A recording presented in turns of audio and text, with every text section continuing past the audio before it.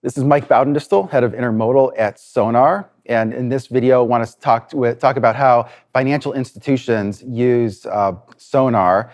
And the financial institutions that use Sonar the most are probably those in the hedge fund community. I used to be a financial analyst at Stifel, so I've had a lot of time experience in my past life talking to those customers as well. So really, a few different ways they use it. One is in intermodal, one is looking at truckload, I think one is looking at the ocean market, and then a fourth use case is just looking at the overall macro economy. I want to start with intermodal. What we're looking at behind me is O-Rail DOML. So this is a count of total intermodal containers that are loaded in the United States from U.S. origination points. So these are 53-foot loaded containers. And what's so great about this data set is it's the very market that J.B. Hunt and Hub Group and Schneider all serve. Some of the other data points like Association of American Railroads conflates loaded containers and empty containers, also conflates international containers and domestic containers. I would argue that international containers and domestic intermodal really should be considered two separate segments. They often move in different directions, so we want to limit that to just domestic intermodal volume. And so this is a data set you're going to want to look at to refine your models for J.B. Hunt and its competitors. You see it is above, this blue line is 2025. You see it's kind of nicely above the 2024 level. So you're going to want to use that for your financial models. I want to turn to the truckload sector, and one of the main data points we use for truckload is tender rejections. And we look at tender rejections not just for the trucking industry as a whole, but by equipment type. And so I think that makes it more helpful when analyzing stocks. And so what we have behind me is the blue line is the dry van tender rejection rate. The higher the number, the tighter the market is. Those rates all will correlate and lead the changes in the spot rates. Those spot rates tend to drive the stock. So if I'm a stock analyst, I want to know what the tender rejection rate is, by sector. So a big company like Knight-Swift uses sort of in a number of different segments, but is largely dry van. So you really want to pay attention to that dry van tender rejection rate, which is currently 5.57%. That does not indicate that there's a tightening yet.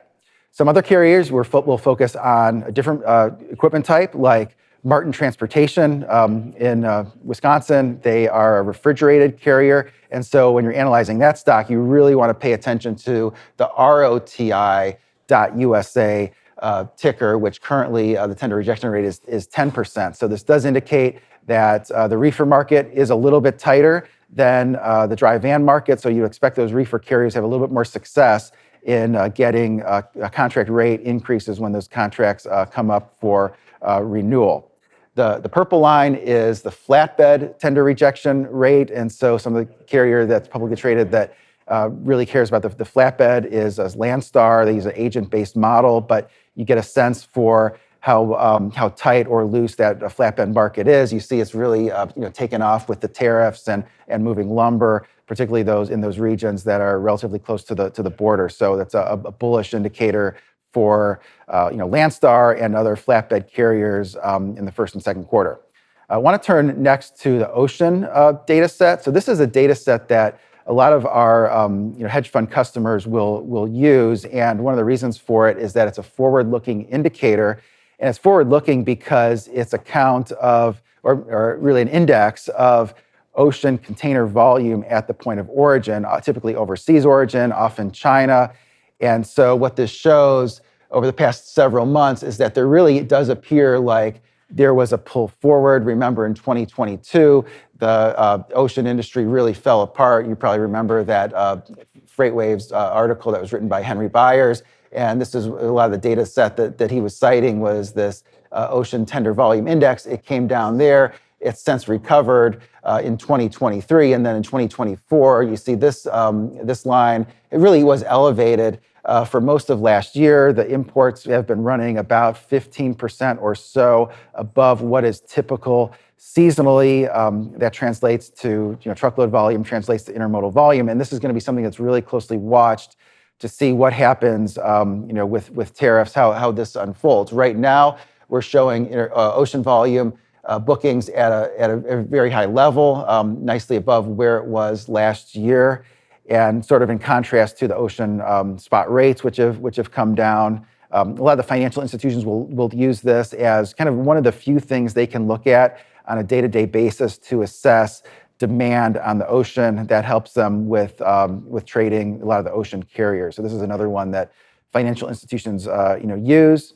Want to turn to one more chart, which is the CLAV. And so this is a measure of the contract load accepted volume. So these are truckload volumes that have been tendered, which is the request to move the load, but then have since been accepted. And so this is a good measure of the loads that are actually moving. Prefer this measure versus something like truck tonnage, which is skewed by heavier freight. This is going to be more the volume of movements that move on the road. I think that's a better measure because most freight cubes out. And what you see here is that there's the volume has been somewhat depressed here in the first quarter. And the reason why this is a good data set for financial institutions to look at is not just because it is relevant for truckload stocks, but it's also relevant for the macro economy, the goods moving economy, and would suggest that there's some weakness in the sectors of the economy that produce a lot of freight. Those can be automotive, that can be housing, there can be a lot of manufacturing and industrial. If the tariffs do the supposed intended effect of bringing jobs back and manufacturing back to the U.S., you would expect this to pick up. But this is another one that you really want to look at to see what's happening in the goods flowing economy, sort of similar to the Dow theory that the freight movements matter. So that's a little bit of how financial institutions use Sonar. For a demo, please visit gosonar.com or reach out to your customer success person.